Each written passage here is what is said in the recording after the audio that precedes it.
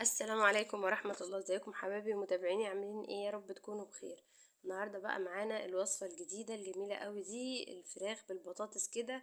حاجة كده ما شاء الله، زي ما انتم شايفينها روعة ودايبة وزي العسل. بصوا الفراخ عاملة ازاي، واللحم ابيض ومستوي وجميل قوي ما شاء الله. والوصفة كمان دي بتخلي الفراخ طعمها كده حلو قوي وجوسي كده وجميلة، وشاربة من الصوص بتاعها ده ومن التتبيلة دي كويس قوي.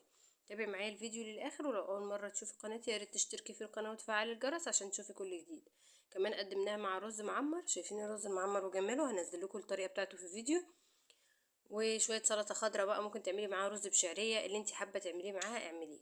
تمام، يلا نبدا الوصفه بتاعتنا ونشوف عملنا ايه. انا معايا هنا الفراخ بتاعتي، انا جايباها اهي من فتح الله متبله جاهزه كده. هي فراخ فريش بس بتكون متبله.